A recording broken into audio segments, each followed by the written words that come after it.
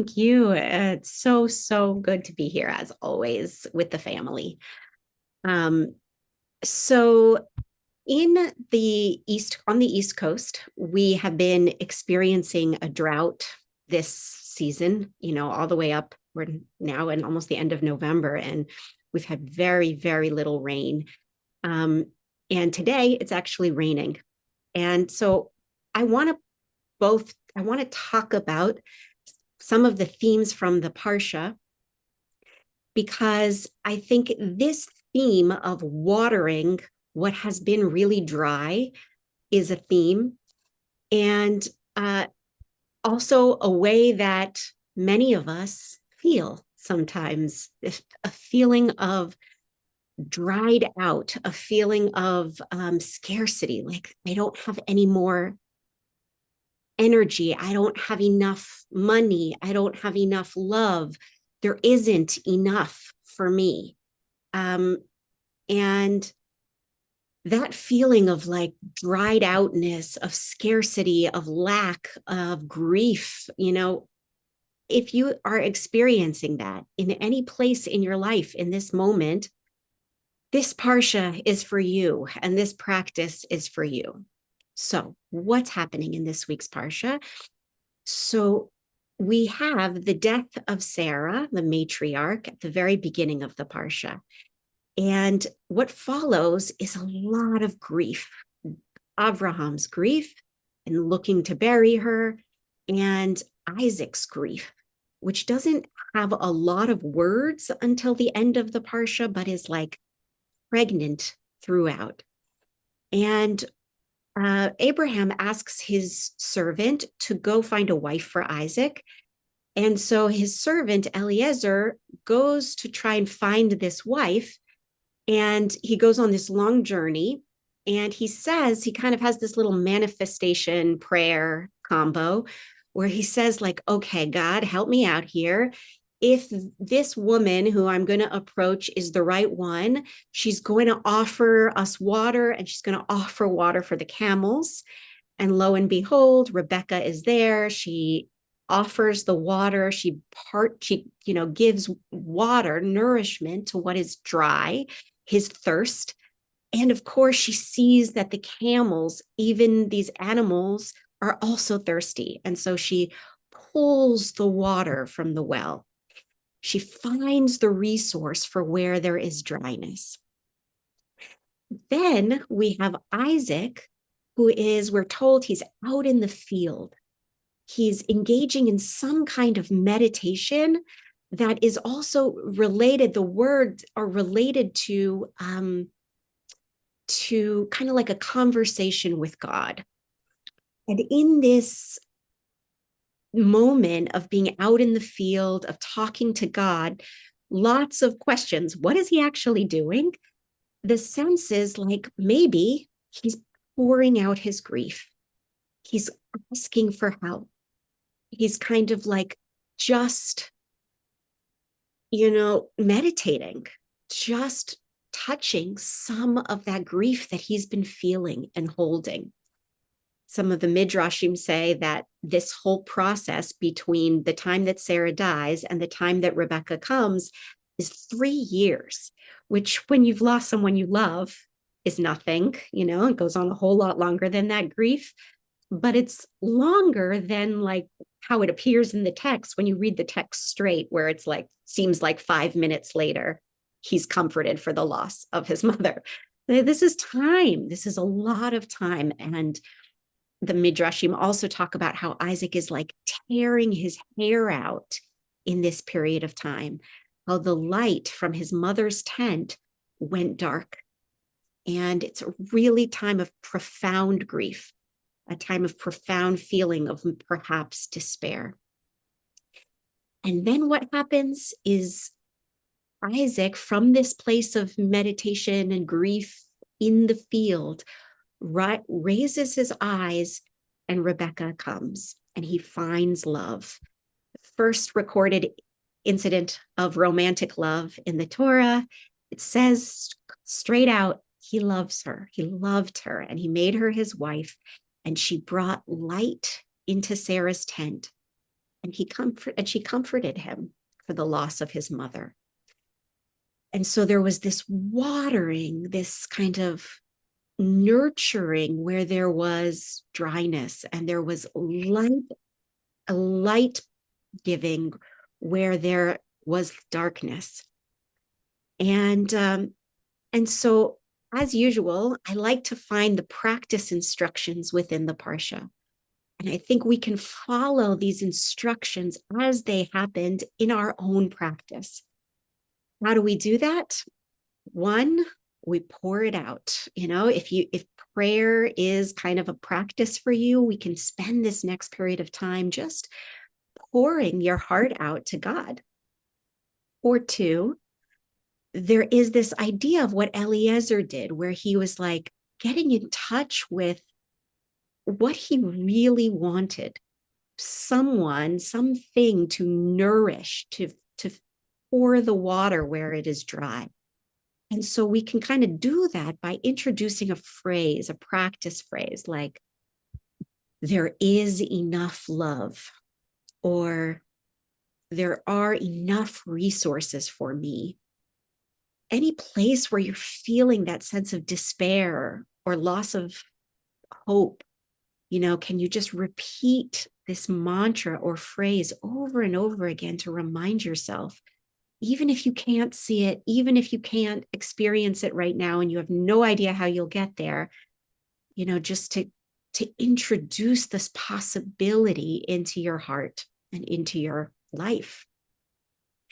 And finally, what can we do is we can kind of call upon the natural world to help us out.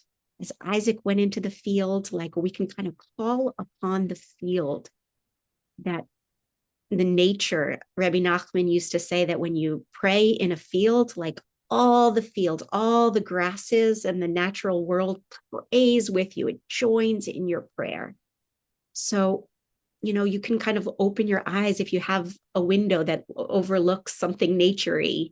You can take that in, or you can just hold it in your mind that may this, expanded consciousness help me to see beyond this moment and help me to get that kind of nurturance into my body. So we're going to practice. Find a seat that feels comfortable for you. Find a position that feels comfortable for you.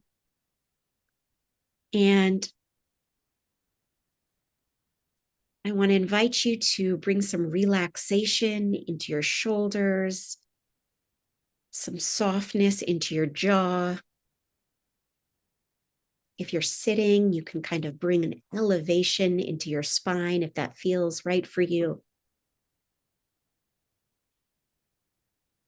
You can rise up from the seat all the way through to the crown of the head. And like Isaac in the Parsha, you can kind of lift yourself. He lifts his eyes to find that love that he so desperately is looking for. And we can bring that spirit of lift into the body if it feels all right for your body. Alternatively, you're welcome to lie down to get that support of the earth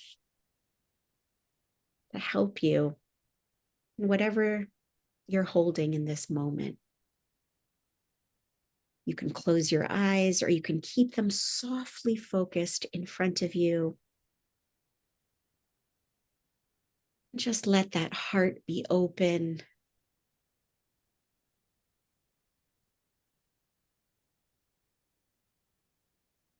You can invite a few deep breaths to settle the body and to open the body.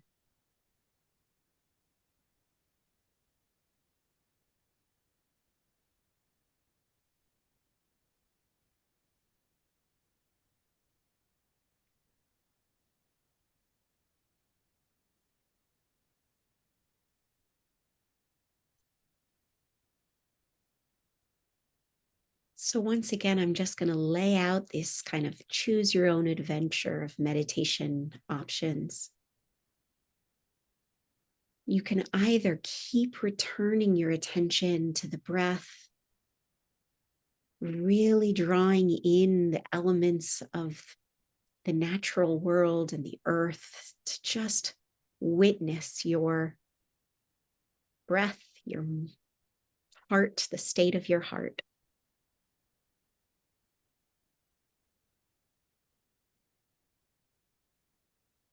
Or if you'd like, you can repeat a phrase again and again, imagining it kind of watering you, bringing some hope, some opening, some possibility. Even if you're not really sure how, just giving it that chance to wash through you. There is enough money. There is enough love. There is enough time. Whatever feels scarce, water it with this possibility, this idea. And every time your mind wanders, you can return to that phrase,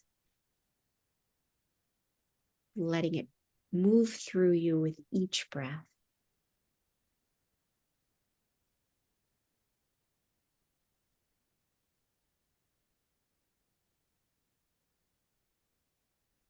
And finally, if it feels right, just pour out what's on your heart to God, to the universe, to Shekhinah, to this moment.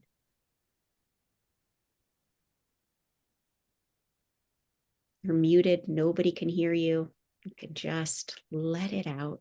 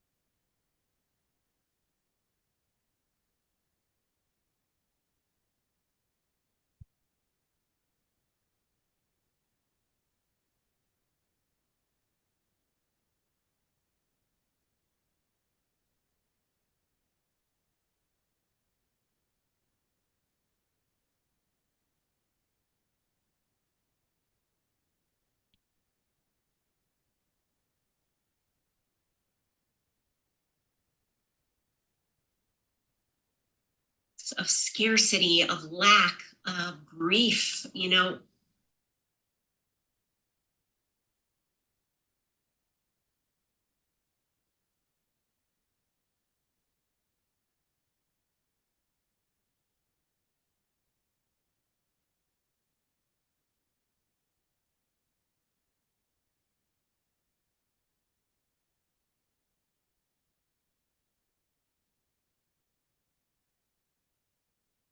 keep bringing your attention back.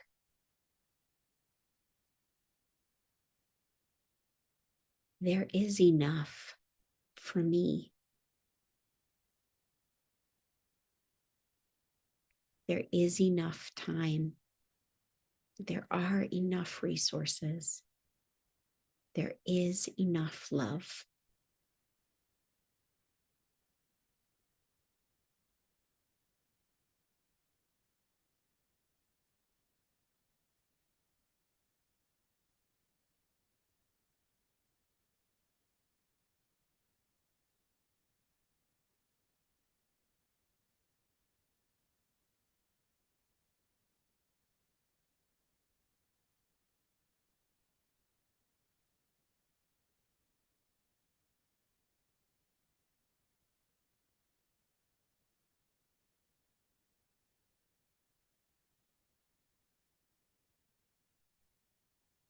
If your mind is trying to figure out how, or supplying a lot of arguments for or against these suppositions, you can just keep releasing that.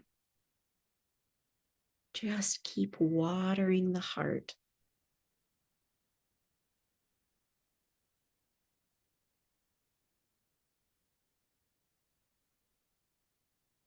May not see how, but there is enough.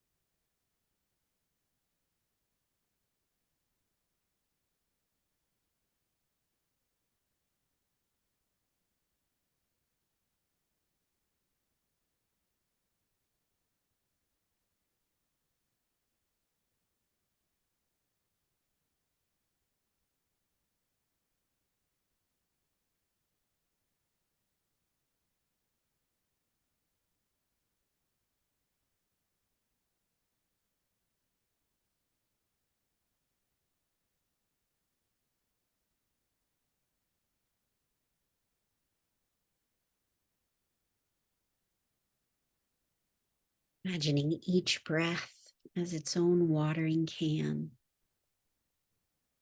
on any parts of yourself that feel dried out, that feel in the dark.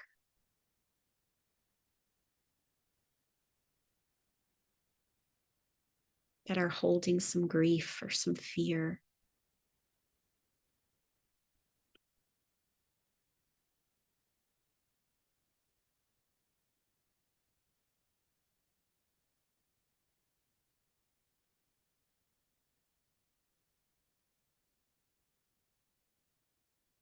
each breath a chance to just hold that, to allow that to be, to water it with our attention, with our love.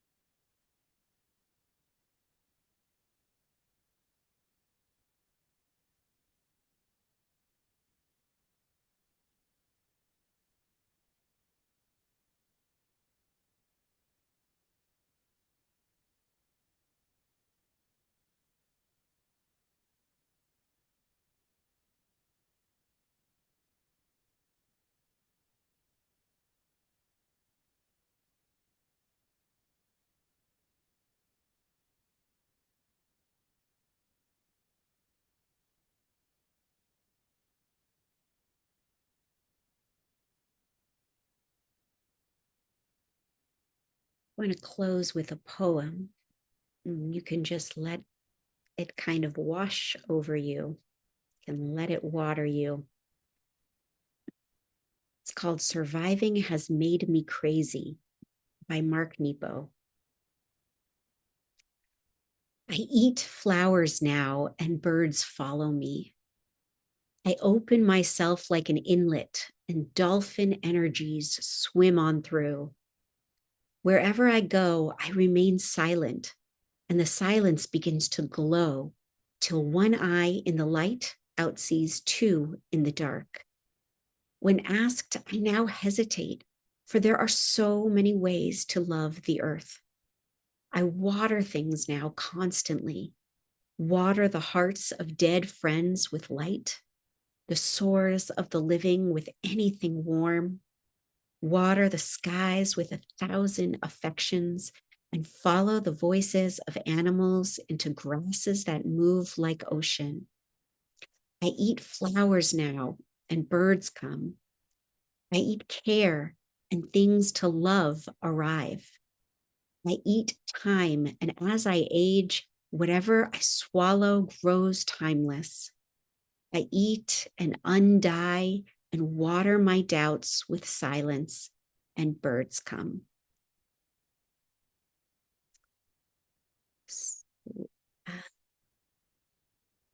Natalie has put that into the chat. Beautiful poem that I think kind of gets at this practice of watering what feels dry. Thank you all so much for practicing with me, and we'll move into Kaddish. Thanks so much, Yael. So beautiful today. Thank you so much. Friends, let's seal that beautiful practice with an opportunity for those of you who are in mourning or observing the yard site, or if it's your custom to join in Kaddish, to be watered with the mourner's Kaddish by reciting it. And for those of you who are not reciting Kaddish, to sustain and water those who are by being present, staying present for them. You can put the name or names of those you're honoring today in the chat now or after we recite Kaddish. Thanks to Natalie for sharing the words on the screen. And if you're joining me, please rise in body or in spirit, and you can unmute at this time. Yitkadal, Yitkadash, Shemei Rabbah, Elabah, Divrach, Yivite, V'yamlich Malchutei, V'chayechon, V'yomechon, V'chayei D'chol Beit Yisrael, Ba'agala Uvizman Kariv, V'yimru, Amen. Yehi Shmei Rabba Mevarach, V'olam Olamei Almaya, Yitbarach, V'yishtabach, V'yitahar, V'yikramam, V'yinaseh, V'yitadar, V'yitare, V'yithalal, Shmei Kedusha, V'yikra. La'ela min kol birchata v'shirata, Tushbechata v'nechamata, La'amiran ba'alma v'yimru. Amen. Amen. Yehi Yehi Shlama Rabba Shalom Bim Rabbi Shemaya. Shemaya. Lechaim Alenu Himalenu V'Alkol Yalkol Yisrael Yisrael Imru Israel Amen. Bimru. Amen. Oseh Shalom Bimama. Ose Shalom Hu Yaseh Bimota. Shalom Uyase Alenu Shalom V'Alkol Aleinu Yisrael. V'Yakol Israel. V'Alkol Yoshvei Imru. Tevel. Amen. Imru. Amen. And thanks so much for joining us today. If you're leaving us now, I want to wish you Shabbat Shalom, a sweet and restorative Shabbat and weekend.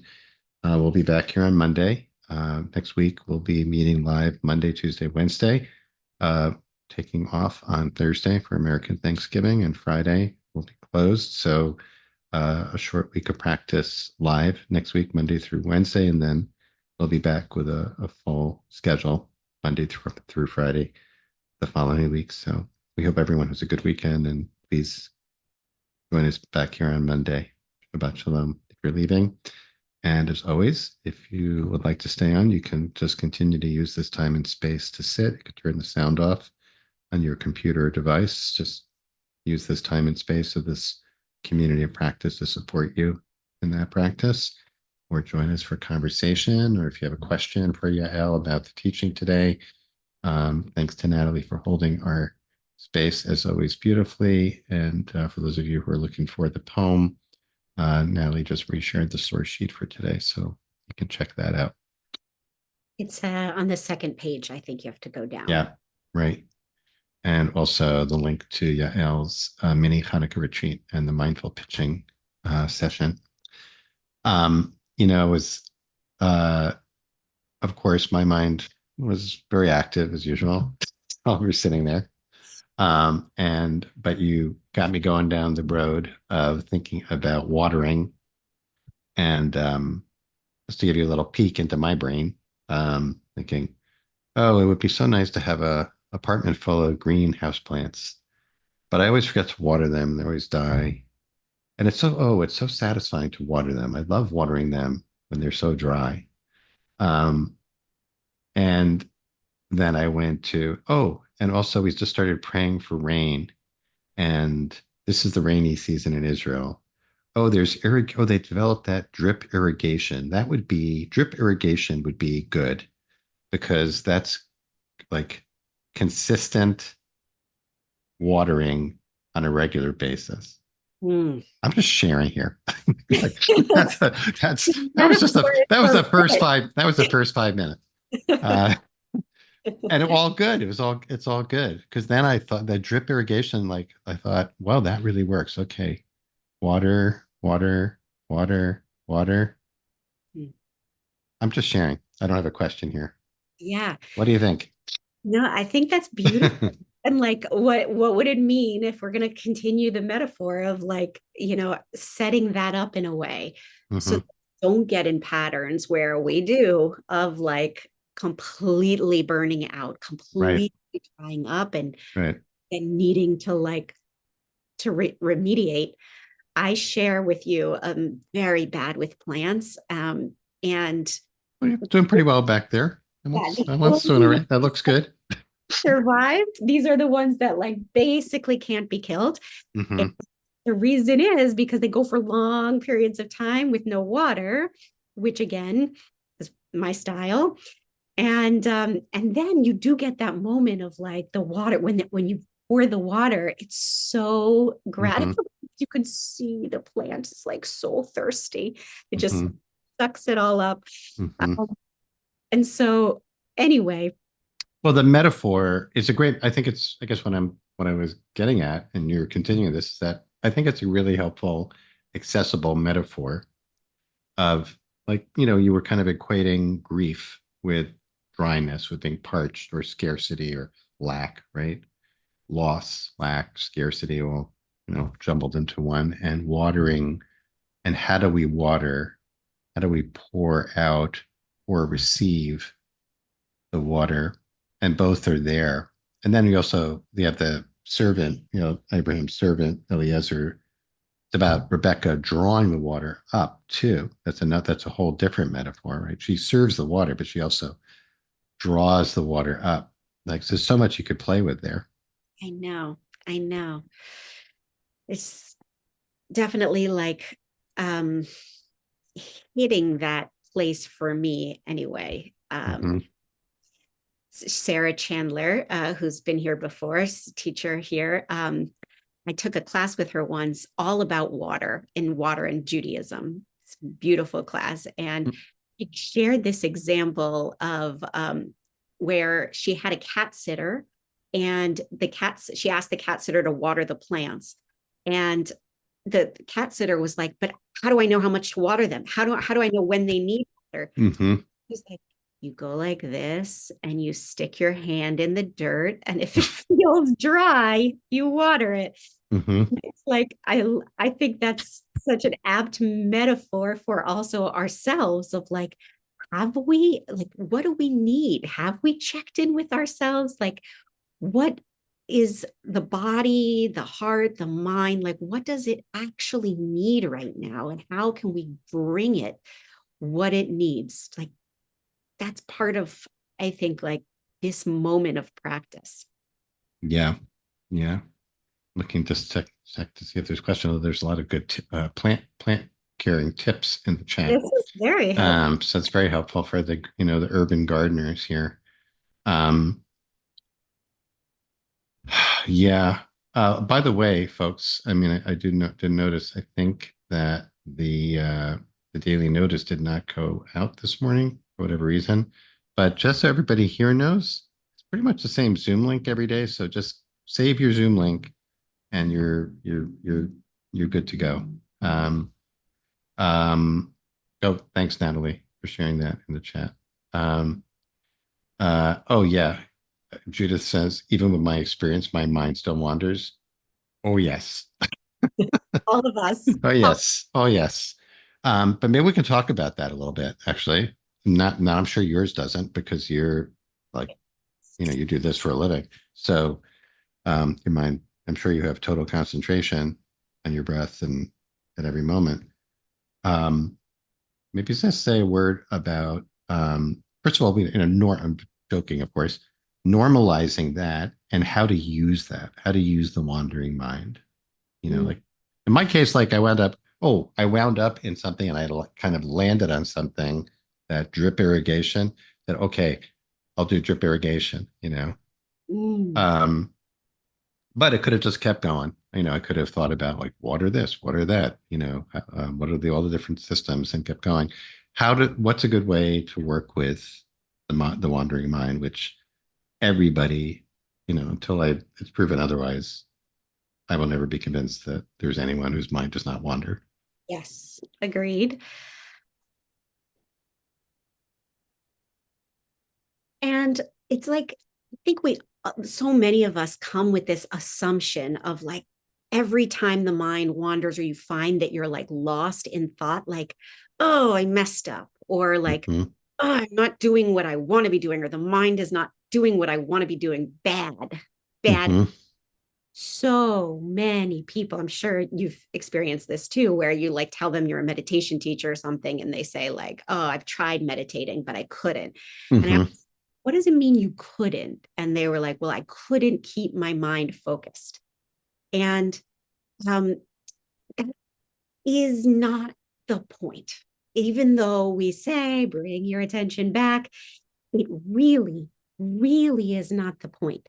Because, first of all, as you said, happens to everyone all the time. Like the mind is a wanderer. It's like kind of like to stop it would be like to stop the heart from beating. Like, God forbid, like the mind wanders. It's what it does. Mind is wandering. So, like, to keep thinking that that is a failure is like our first mistake. I make it too, but it is our mistake. So, what are we trying to do here? And like, why do we get so upset about that? Is because what I think we're mistaking is the feeling you get when you're present, which is really, really nice, almost requires us to have the moment of going away. You can't, at least, especially in a short sit like this, when we're not like gone for a month together, that moment where you're like, oh, I went somewhere.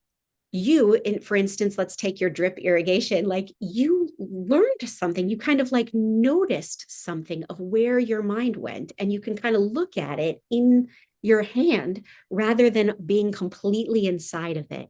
That moment of shining the light on what is the contents of our mind is Mm-hmm. priceless. It's Mm-hmm.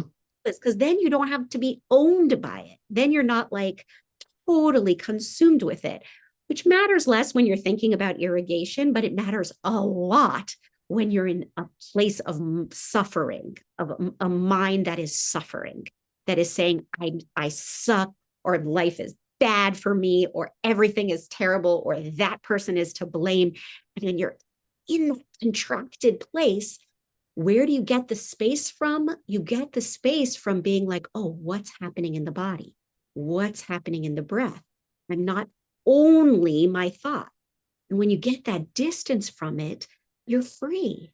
Just even if it's for 1 second, you're free. Like you Mm-hmm. feel a space of freedom. So that's the point, not being present all the time. It's a really good segue into Jacqueline's question about asking for tips for helping to water oneself. I find it much easier to help water others. I think what you were just describing is kind of one way to do that. And then Gerald had this beautiful description of the mind of the mind is we're made of water, which is literally true, including our minds. And imagining the mind as this kind of flowing river, also, right? Which it can't be dammed up. It's going to go where it goes, and it kind of goes where it needs to go. Also, maybe another way to think about it. But how about some suggestions for those who notice it's easier to pour the water out for others than for oneself? Mm. Um, Yeah, it's funny because I think there is a different type of a person, some of whom are my very good friends and are very loving people who have the opposite problem, maybe of us, and they overwater plants. And they're doing Mm-hmm. the same thing as us, which is not paying attention to what the plant needs and not feeling the soil. They're just doing it in a different way. They're overwatering. And I think some people have this beautiful, but also problematic way of working where we're pouring it to everyone else. And then the inside of us is dry. And sometimes that can be because we hope that eventually the other people will then come back and water us. But it leaves us like really, really parched. And Mm-hmm. so it's kind of like an act of love for other people, but also for ourselves to kind of keep that nourishment and that water flowing inside, that care, that love. Because, like, not to strain the metaphor so much, but like, you can't keep giving when you're dried out. You can't. There is nothing there. We must like include ourselves in that kind of watering. Yeah. Yes. Well, why don't we close with a rerun of the poem, if that's okay? Yeah. I love Mark Nepo, and that is a beautiful poem. And maybe I happen to have it handy, so I'll just put it up. Great. How's that? Um, Great title too. I know he actually believe he survived brain cancer. Mm, And so it's extra mm, powerful. mm. I didn't This, know that. Wow. yeah. Okay. Shall I read it? Yes, please. Okay. Surviving has made me crazy. I eat flowers now and birds follow me. I open myself like an inlet and dolphin energies swim on through. Wherever I go, I remain silent, and the silence begins to glow till one eye in the light outsees two in the dark.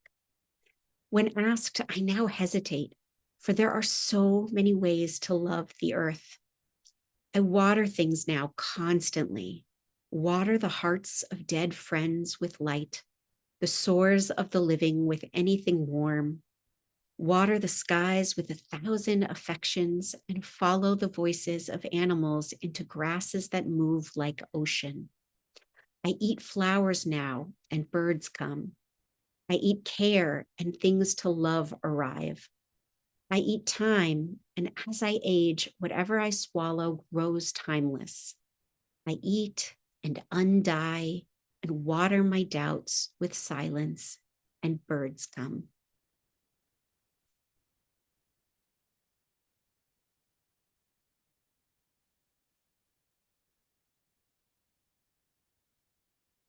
Thanks so much. Yeah, I muted myself while you were reading. Thanks so much for this wonderful practice today. Perfect for leading us into Shabbat. May everyone feel watered and nourished over the weekend. We need it these days as much or more than ever. And I hope today you have found yourself watered a little bit by our practice. Thanks so much to Natalie, who irrigates us every day when she's holding the tech. I'm just taking the metaphor all the way here. Love it. And great to be with you all, our fellow tending our garden together here. Good to be with you.